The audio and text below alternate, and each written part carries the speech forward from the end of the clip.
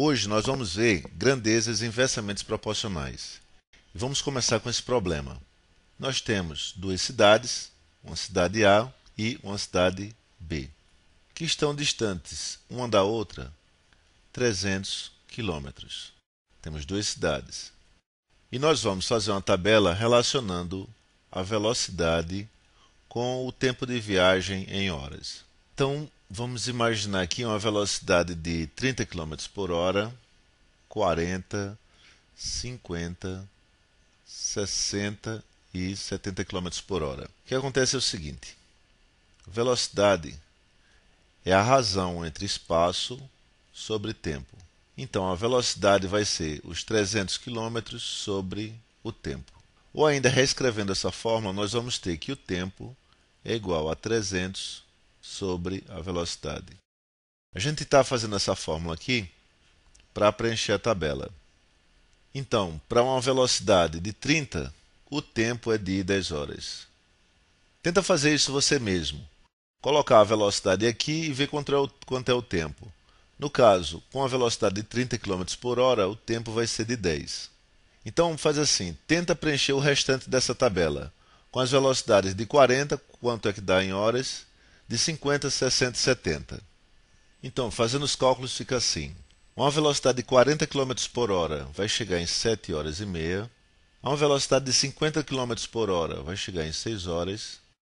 A 60 km por hora, vamos ter essa viagem de 5 horas. E a 70 km por hora, nós vamos ter 4,2 horas. Bom, aqui a gente já dá para começar a entender o que é que significa grandezas inversamente proporcionais. O que é que acontece? Na medida que a velocidade aumenta, o tempo de viagem cai. Por que isso? Porque na medida que a velocidade aumenta, o tempo cai. Porque o tempo está em função do inverso da velocidade. Então é por causa dessa fórmula aqui, ó, que o tempo está em função do inverso da velocidade. Então é como se fosse 300 vezes 1 sobre v. Então é o inverso da velocidade. Então, quando a velocidade aumenta, o tempo de viagem diminui. E ao contrário também, quando o tempo de viagem aumenta, a velocidade está diminuindo. Vamos entender um pouquinho isso melhor. A primeira viagem que eu fiz, eu estava com uma velocidade de 30 km por hora. E a minha viagem demorou 10 horas para ser feita. Quando eu aumentei para 50 km por hora, eu estou aumentando minha velocidade, o tempo de viagem diminuiu. Então vamos fazer uma tabelinha aqui. Se a velocidade aumenta, o tempo diminui. Se a velocidade cai, o tempo de viagem aumenta. Então o que é que está acontecendo? Essas duas grandezas, a gente chama de grandeza, velocidade e tempo, então são grandezas, elas são proporcionais, porque na medida que uma sobe, a outra vai se alterar também. Mas elas não são diretamente proporcionais, elas são inversamente proporcionais. Na medida que uma aumenta, a outra diminui, na mesma proporção. Então, por isso que a gente chama grandezas inversamente proporcionais. E nesse tipo de problema, o tipo de pergunta que vai surgir são perguntas como essas.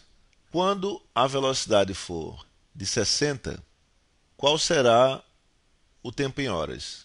Que aqui pela tabela eu já sei que é 5. São esses os tipos de problema que surgem. Se eu tiver uma velocidade de 60, em quantas horas ele vai fazer essa viagem? Ou perguntando ao contrário, em 6 horas, se a viagem levou 6 horas, qual foi a velocidade dessa viagem?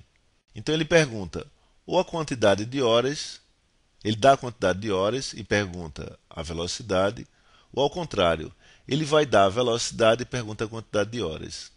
Esses são os problemas que envolvem grandezas inversamente proporcionais.